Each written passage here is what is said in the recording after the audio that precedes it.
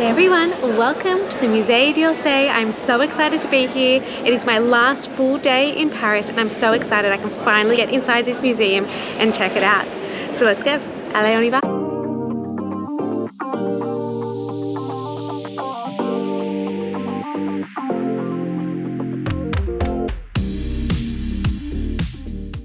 By now you'll know I am a huge Monet fan, and oh my god, the Musée d'Orsay did not disappoint.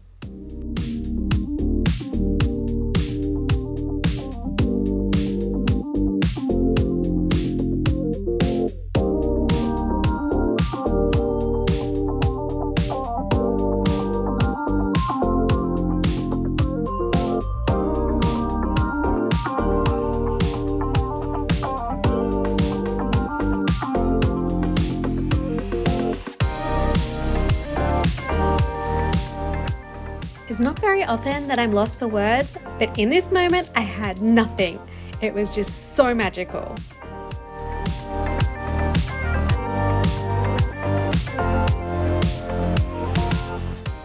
Okay, I am one happy girl. I just had a room full of Monet paintings and so many Monet paintings, so many more than I was expecting. And then Van Gogh. I have never understood people's fascination with Van Gogh, but Starry Night in person, it's magical. Like, I can't express how I'm feeling. I'm kind of...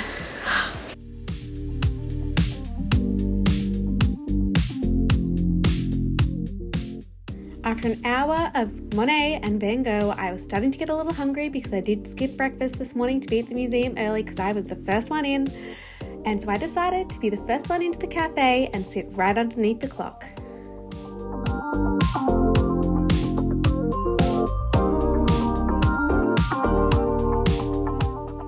So for brunch, I opted for a fresh orange juice and a quiche Lorraine, and oh my god, it was the best quiche I've had in my entire life, and I would go back to the Musée d'Orsay just to have this meal again.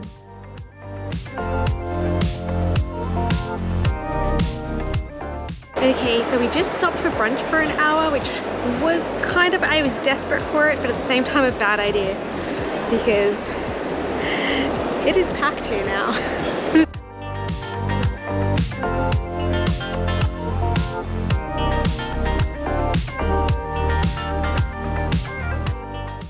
I'm not gonna lie, I didn't quite get the Art Nouveau and Décor Modern section. I felt that I was in a really fancy, organized flea market, but I guess other people do enjoy it, but for me, it wasn't a highlight.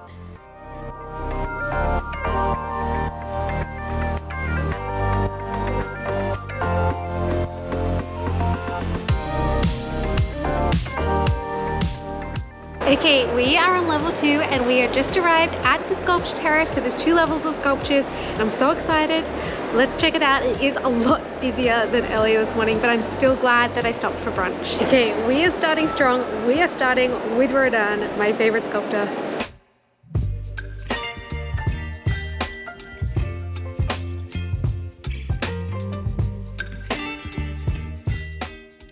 So for those who haven't been watching all my Paris videos, I am staying at Place Victor Hugo, and this is the man himself, the man who wrote The Hunchback of Notre Dame.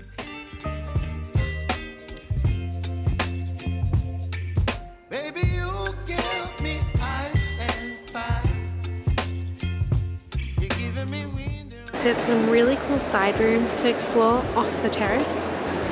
Like, phenomenal artworks and more sculptures. You whip up my appetite. Don't leave me here high and dry. Oh, well, I don't wanna jinx it, baby, and twist myself at the spine. Don't wanna overthink it, baby. It's just twist your body.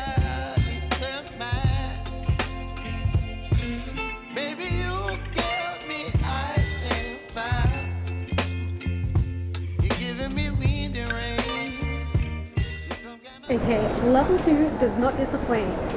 Like, it's incredible. Incroyable.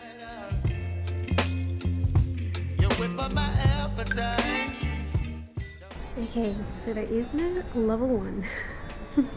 So we've just gone from level 2, the sculpture terrace, and we've come down to level 0, where there's a lot of artworks. This is where we breezed through earlier on our way up to the 5th floor. And I highly recommend doing it in this order. I think it's really well balanced. And it's kind of nice just descending through the building as you look at all the artworks and the pieces.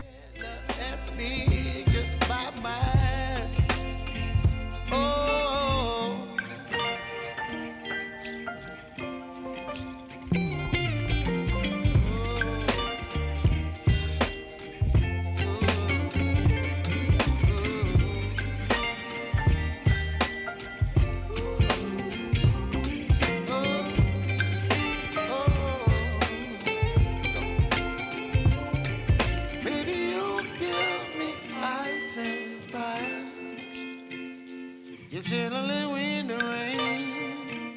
You're some kind of butterfly. Baby, you give me midnight. You whip up my appetite. Don't leave me here high and dry. Baby, you give me. Okay guys, we are done at the Musée d'Orsay and oh my gosh, it was so cool. And I had really high expectations because my parents love this museum. And so I was really worried I was gonna hate it, but I absolutely loved everything about it. And there's so much Monet in there, so I'm a very happy girl. And I'm a newly converted Van Gogh fan. Who would have thought it? In real life, Starry Night was so magical. And so if you have to choose between the Musée d'Orsay or the Louvre, definitely pick this one. It's easy to navigate, the crowds aren't frantic because they're not lost trying to see things, and you still get a moment to see every artwork and sculpture that you want to. But yeah, so I really enjoyed my time in this museum and I would definitely be visiting this one again. This is the first big museum in France that I will go a second time around. So don't forget to like and subscribe because that will come up at some point in the next, what, decade? And until next time guys, I'll see you later. Busy.